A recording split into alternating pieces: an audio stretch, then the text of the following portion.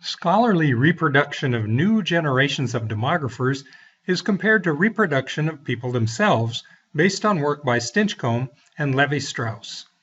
Exogamy in training and hiring demographers creates exchange networks capable of dominating competition for research resources through economies of scale and division of labor. As such elite exchange networks develop separately in different parts of the world, global integration of a unified elite network will depend upon the existence of a common, centralized pool of resources for which institutions compete, and upon feasibility of movement between institutions for the scholars who succeed in such competition. A model of demography as an interacting community of people offers a useful starting point for considering global patterns in demographic training. Attention to this community is preferable, for example, to defining demography as a collection of theories or methods considered separately from the people who generate and use them. Members of this community share a common universe of discourse based on research and scholarship on demographic subjects. They work and debate together with demographic research as a substantive focal point. Some may consider themselves to be demographers and insist on the existence of a separate discipline. Others may consider themselves to be sociologists, mathematicians, epidemiologists, geneticists, or economists, and yet concentrate entire careers on demographic work. In this sense, demography exists, and will continue to exist, as a community of scholars interacting with each other, whether it exists in the form of bureaucratic units within academic institutions or not. From this perspective, the key question is how to maintain such a community of interests and organizational or structural arrangements for professional reproduction of demographers, regardless of disciplinary identification. The labels of the training programs and the specific content of training are only peripheral issues here, though they form a central concern in other important discussions of the nature of demography, such as that by Lorimer in 1959 or Prissat in 1996. Further, the present conceptual framework avoids a passive economic model seeking to balance a supply of demographers with a demand for them. Demography forms one of those cases in which institutionalized motivation to produce a supply of something, here demographers and demographic research, becomes one of the key factors in defining demand. One only need consider the history of family planning research to find suppliers engaged in very successful stimulation of demand for their product, and a dramatic resulting impact on the history of demography in the late 20th century. Conceiving of demand as something external to demography and not susceptible to influence by demographers puts needless limits on the imagination. The discipline-subject controversy makes empirical attempts at assessing supply and demand a very difficult calculation in any case, as illustrated by Baldwin's sophisticated design for measuring the demand for one specific segment of demography as an occupation. The demand for demographers often is not defined as a specific professional identification. Persons doing what they consider to be demographic work often find themselves in highly diverse occupational settings. Similarly, the supply of demographers is not met only by people from strictly demographic training programs. For example, the 215 institutions cited in a previous UN report on the teaching of demography, published in 1985, include 67 units offering separate training and qualification in demography as a discipline. That is, only about 30% of all institutions with some demographic training manage to sustain separate programs dedicated to demography. Among these 215 total institutions, demography was also included in units with disciplinary identities of sociology, 60, economics, 40, geography, 15, statistics, 25, and public health, medicine, or family planning, 19. The total exceeded 215 because it included multiple units at a few institutions. In this respect, demography has a great deal in common with other emerging interdisciplinary fields of science that might best be described as meta-disciplines. As a community of scholars, demography faces the same fundamental existential challenge faced by human societies themselves. How does an established community of people, such as the scientific profession of demography, replenish itself with a reliable stream of clever, energetic young participants in the face of the frailty and mortality of the individuals who constitute the community at any given moment? Since this challenge is demographic in nature, the matter in fact concerns the demography of demography. Human societies sustain a demographic metabolism through births and immigration. The equivalent process of replenishment in demography is called education or training rather than birth. Fortunately, the same analytic tools that have provided valuable insights into patterns of physical reproduction of human beings in general also may be adapted to provide insights into the academic reproduction of a scientific specialty. In biological reproduction, human societies universally rely on institutionalized kinship systems to structure their interactions, to organize matters of assortive mating, and to assign the young to secure positions in the established system. Stinchcomb in 1975 perceptively analyzed the intellectual reproduction of scientific communities in the same structural terms, drawing instructive parallels between educational and training institutions and kinship structures. We expand upon this idea with specific reference to demography. Stinchcomb stressed the concept of a system of scientific exchange, treating the multitude of different university-based graduate departments at U.S. universities as analogous to exogamous kinship lineages. Drawing on the structural framework of Levi-Strauss, Stinchcomb asserted, the ritual method of producing a student is called training or education, and its purpose in the exchange system is to establish lines of descent, lineages, which can then have something to offer other lineages that is distinct from what they already have.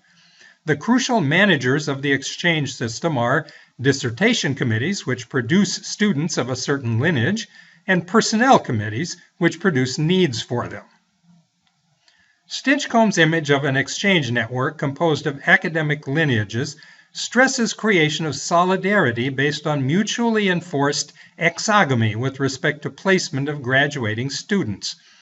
It is clear that he's talking about a distinct subset of all possible career paths for these graduates.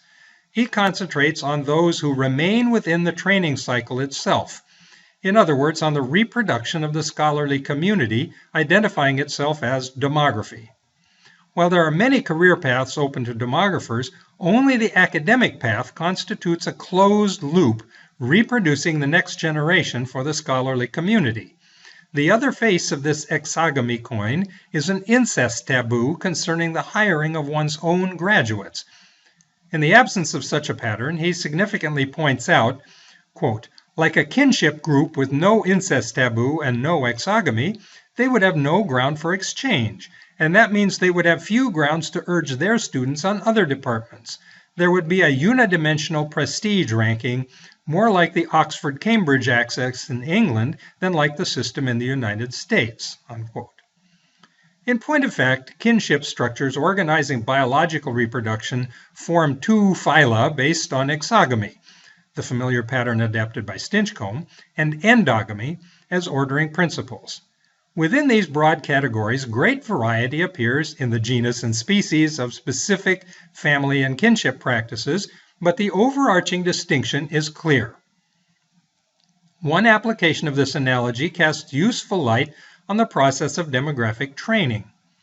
Reliance on endogamous versus exogamous marriage rules in kinship systems depend on the scale and level of resources found in each system.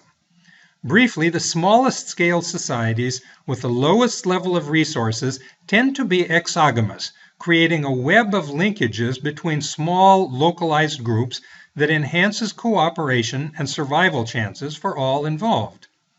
In larger scale social groups with greater accumulation of culturally embedded resources, however, concern shifts to preservation of this cultural and economic capital within the kin group. Thus, cultures practicing systemic endogamy, usually cross-cousin marriage, occupy an intermediate position in the hierarchy of size, complexity, and wealth. On the other hand, at the top of the scale of size and complexity, exogamous marriage rules again assert themselves in conformity with well-known structural advantages accruing to a system based on dispersed weak ties, as Granovetter, 1973, rather than concentrated strong ones. For example, New England merchant families in the United States routinely practiced cross-cousin marriage in the early decades of their ascendancy, as shown by Hall in 1974. As the scale of their business interests and wealth expanded, however, they shifted to an exogamous system. That is, they found it expedient to give up conservative preoccupation with maintaining existing resources in favor of wider opportunities for connections to new sources of cooperation and wealth. Other examples of the pattern could be adduced, but concern here is with the application of this insight to the structure of demographic education and training. Stinchcombe's characterization of the U.S. academic landscape provides a convenient starting point for this application. Examination of the doctoral pedigrees and affiliations of members listed in the current directory of the Population Association of America demonstrates that his description fits contemporary U.S. demography, at least to some extent. This exogamous system produces a network linking together most U.S. universities. However, two distinct patterns can be discerned. First, there is Stinchcombe's classical exogamous pattern of exchange between major training centers. Universities that hold NIH training grants to operate demographic training centers, the core institutions in U.S. demographic training, generally include scholars from other core institutions on the faculty rosters of these centers. For the 12 largest programs, Berkeley, Brown, Chicago, Harvard, Hopkins, Michigan, Penn State, Princeton, Texas, Chapel Hill, and Wisconsin, 68% of the research faculty affiliated with their respective population research centers have doctoral degrees from within this group of institutions, again disregarding specific disciplinary identities. 5 out of every 6 of these scholars reproduced by elite training programs obey the incest rule and work at institutions other than the one that granted their doctoral degree. Participation in the exogamous exchange network, centered on reproduction of new scholars, binds the elite academic lineages together in mutual interdependence, creates economies of scale and division of labor that accelerate scientific progress, and creates the boundary or charmed circle that both defines and sustains their elite position. This last point is worth repeating. Full participation in this exchange network for scholarly reproduction is one of the two things that defines an institution as part of the training elite. The other thing is dominance in receiving extramural grants to support research and training, and consequent dominance in competitive publishing in the leading professional journals. Both depend on the process of peer review. The peers in this review process usually turn out to be residents within the same charmed circle. Each institution's elite status thus depends on success in maintaining exchange relations with the others. The remaining 1/3 of the staff of these 12 leading training programs come from a wide array of other institutions, including a few European universities. Altogether, this inner circle accounts for less than 10% of the total employment of all members of the Population Association of America. PAA membership furnishes one rough but quite useful basis for defining demographers in the United States. The exchange network in demographic training among elite U.S. institutions is not a peculiar expression of some exceptional American cultural or political idiosyncrasy. It is simply the practical result of an autonomous process of interactions among institutions that found themselves operating within a given societal context. The crucial features of that context in terms of producing this distinctive exchange network have been its large scale, similarities of operation facilitating movement between sites, such as language, hiring and promotion rules, and measures of performance, and a centralized pool of resources for which all institutions in the network compete. In contrast, the second pattern visible in U.S. demographic training and career placement bears little resemblance to Stinchcombe's exchange thesis. The same leading training centers noted above dominate as sources of demographers in all other universities in the United States, in addition to being heavily interlocked with one another. Beyond the charmed circle, it is no longer accurate to speak of a system of exchange. The leading institutions only send and rarely receive, in part because there are not many persons on the market from other sources. This second pattern represents intellectual colonialism. The core of the system exports finished goods, that is, trained demographers, to the periphery, and in consequence determines the shape and content of the system as a whole, at the same time that it colonizes the other institutions with its theories and methods. A few large European training centers, along with the elite U.S. institutions, maintain a similar core-periphery relationship on a global scale, as will be explored later below. These institutions import raw students and export cooked demographers, to return to Stinchcombe's use of the Levi-Strauss terminology, again often with little regard for specific disciplinary boundaries. There are two crucial differences, however, between the global picture and the domestic U.S. scene. These concern the relative sizes of core and periphery segments and different structural composition of the European core compared to the U.S. pattern noted above. The crucial difference between the European and U.S. segments of this imperial core of the discipline is that the European training centers remain much less interlocked with one another. As hinted at by Stinchcombe, there has been little evidence in the past of any incest taboo in European demography. Without a tedious review of detailed statistics, clearly most European demographers have been accustomed to training and recruiting their own successors in-house. To the extent that any exchange system now promotes solidarity among the major European demography training programs, it exists only at the senior level in symbolic ritual exchanges via conferences and joint publications, and only rarely extends down to the level of student training or placement. In terms of the kinship analogy, most of European demography occupies a medium level of development with some accumulation of intellectual and other material resources, and therefore is organized along endogamous lines to conserve existing status and resources, as for the New England merchant families early in their histories. In many European countries, demographic training and research occur only at one university and/or research institute, or at most a small handful, at a scale sufficient to call a training program. In fact, in many smaller countries, there are insufficient resources for the division of labor and economies of scale needed to maintain such a full training program at all. As a result, sharp national differences exist in technical and theoretical sophistication of domestic demographic practice. This is one reason why the conservative endogamous strategy has been a logical one for countries able to sustain it. The most prominent training institutions in Europe, though traditionally endogamous, still manage to function in parallel as a core elite for the rest of the continent. They imported young scholars from other countries, trained them, and then exported them back to those countries for professional careers. Once they were re-exported, it became very important to maintain a network of ongoing contacts between these intellectual offspring and their respective intellectual lineages, lest linguistic and political barriers gradually erode these efforts at maintaining an extended theoretical and methodological community. The endogamous strategy, however, has reached its limits in terms of the size and complexity of the scholarly community that each lineage can sustain on its own.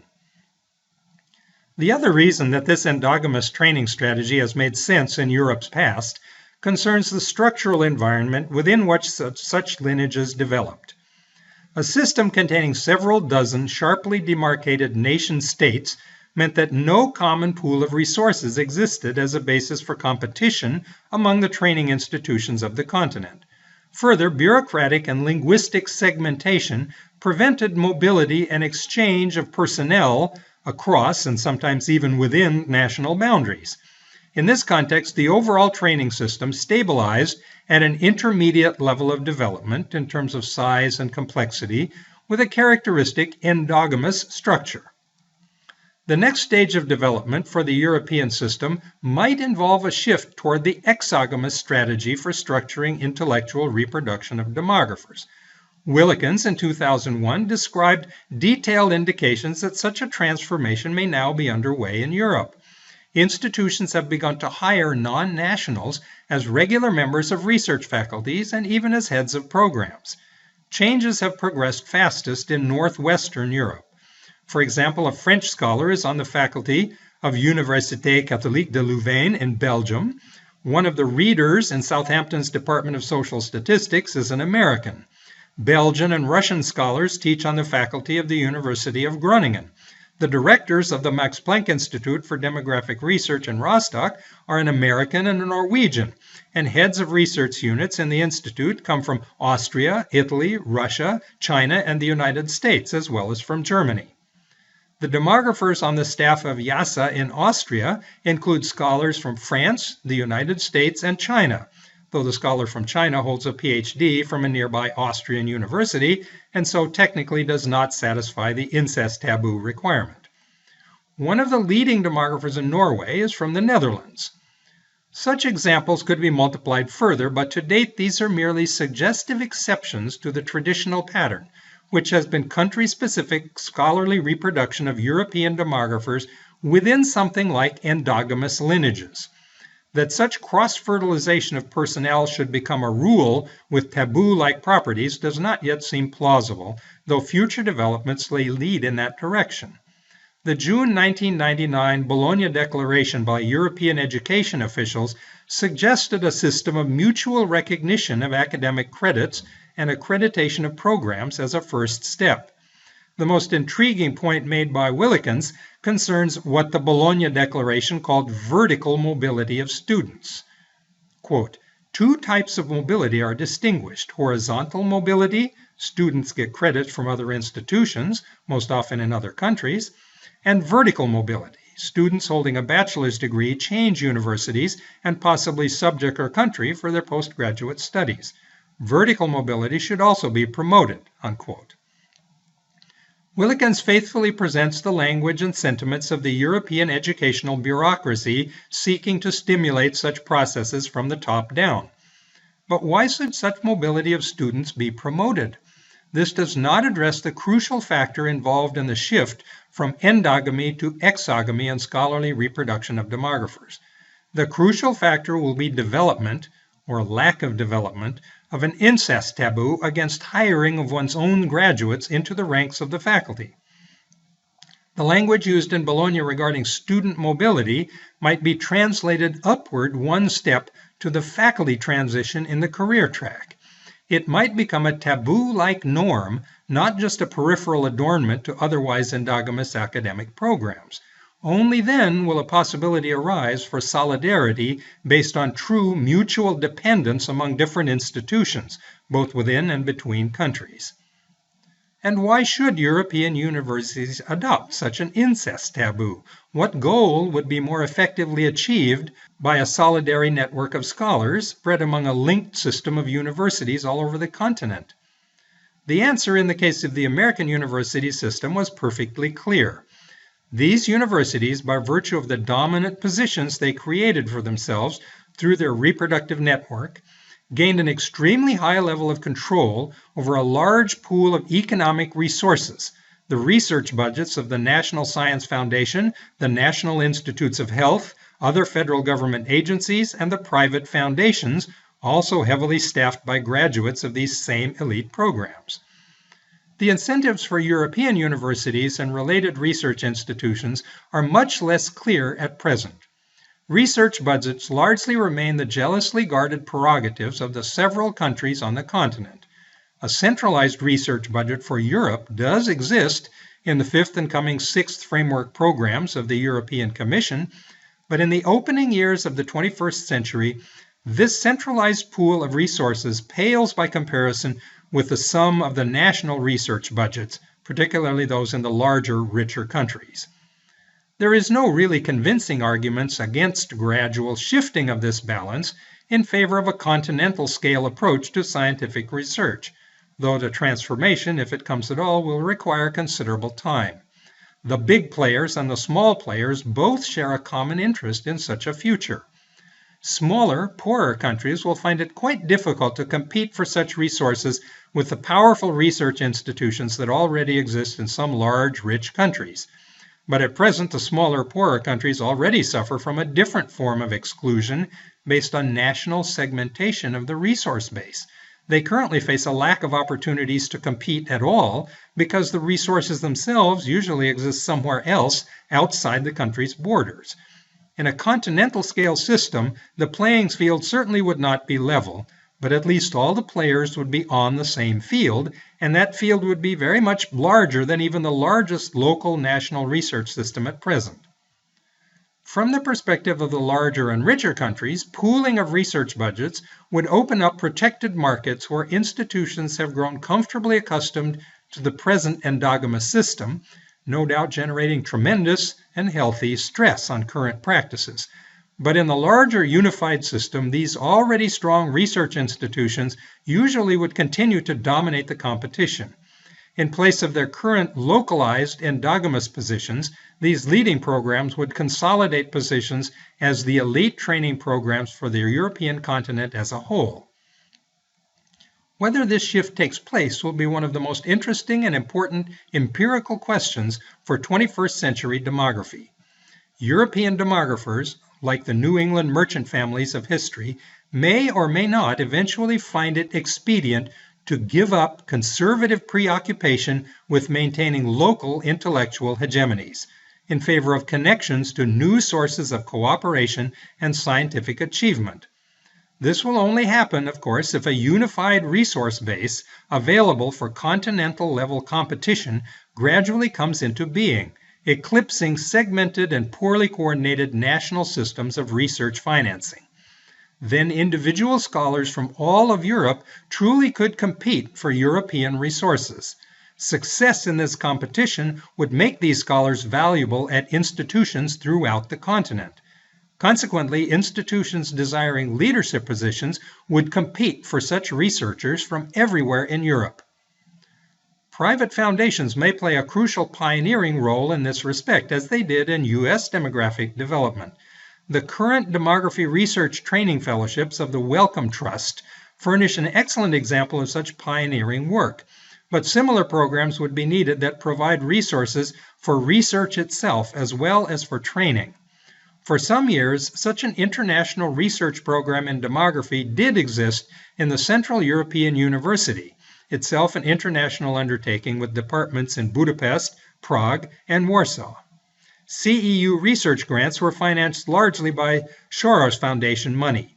They stimulated international research competition in Eastern Europe and the former Soviet Union.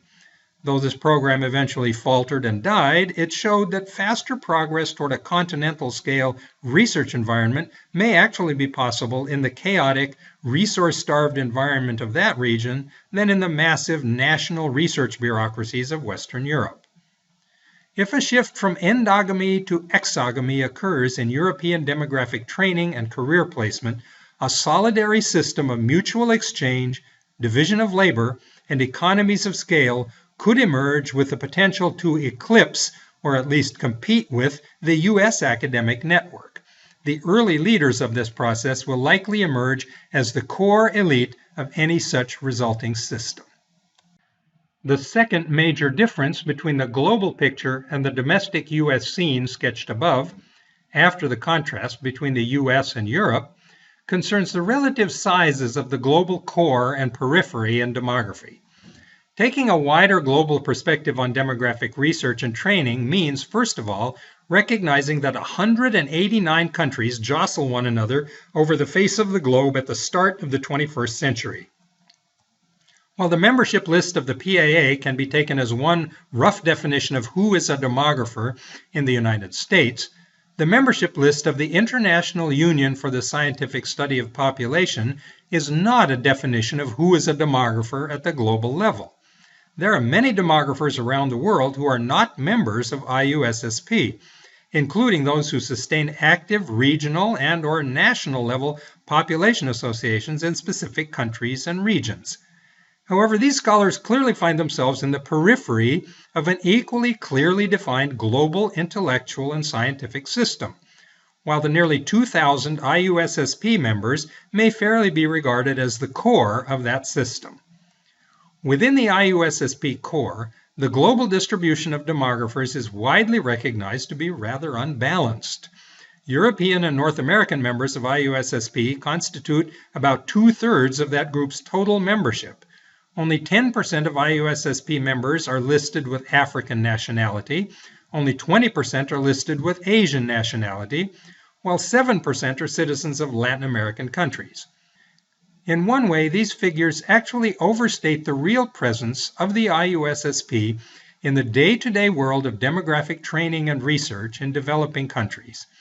Whether or not the members identified as coming from these countries actually live and work in those countries, and many do not, having moved to Europe or North America, in either case, a very large proportion of them were trained in European or North American core institutions.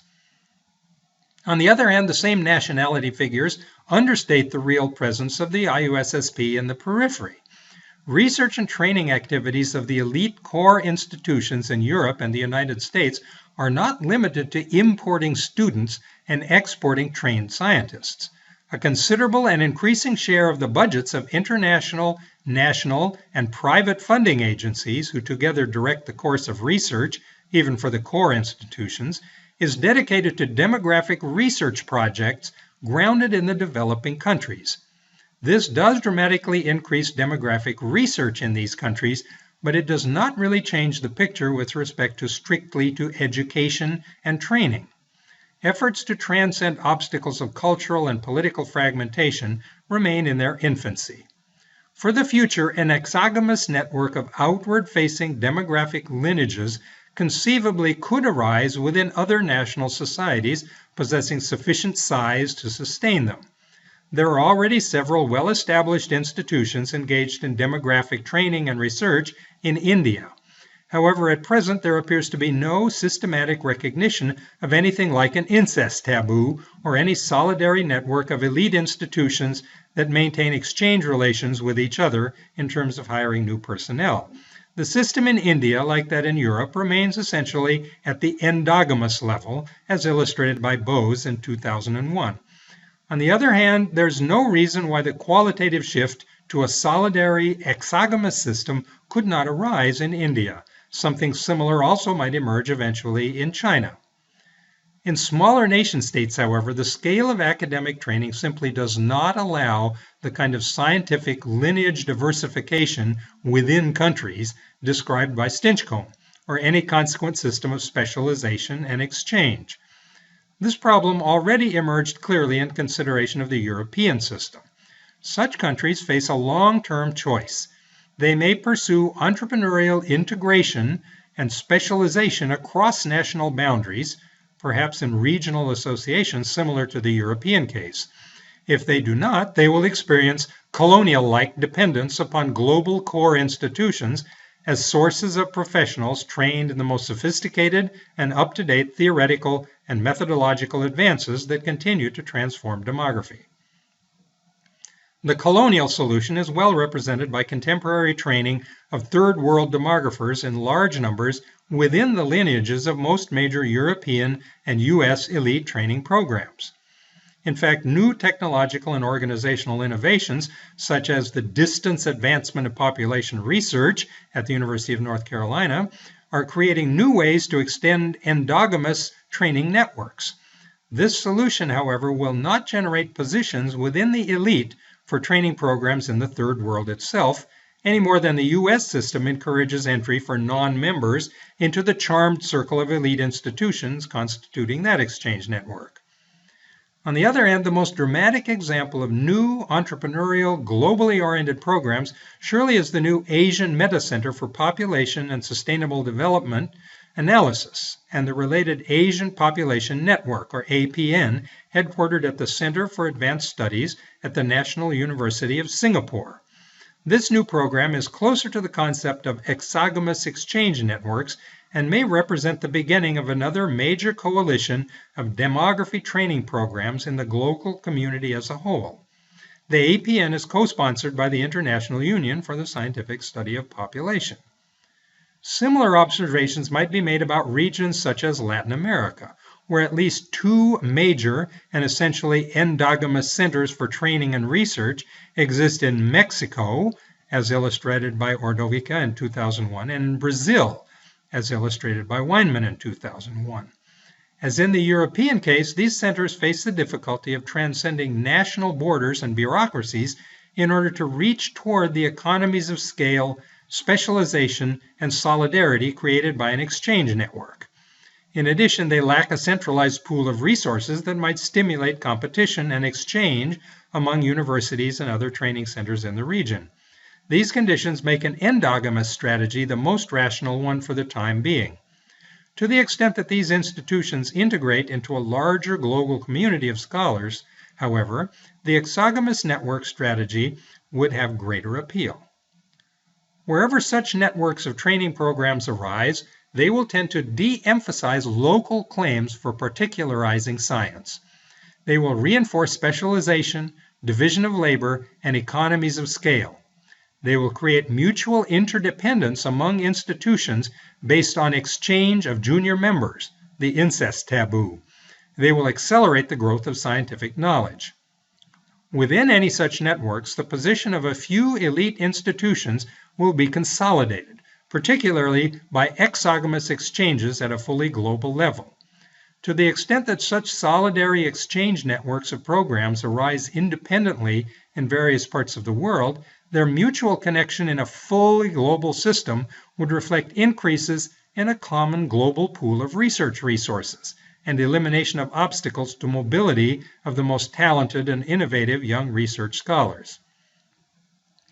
Different regions of the world may or may not generate charmed circles of elite institutions comparable to and likely interacting with the phenomenon as observed in the United States and as developing in Europe. Failure to do so, quite likely in some settings, will have entirely predictable consequences. Elite status in the global system of demographic training inevitably will depend upon maintaining exchange relations within a network of other partners. Such exchange relations above all involve scholarly reproduction itself, training and hiring of new generations of demographers as an exogamous process. The lesson in this should be clear for every educational institution in any country that seeks full participation in future demographic training and research. Those institutions that see the possibilities in large-scale exchange networks based on hiring and who compete globally for research resources and talented students will be most likely to transform a seemingly secure local position into full partnership in an emerging international system that is anything but local.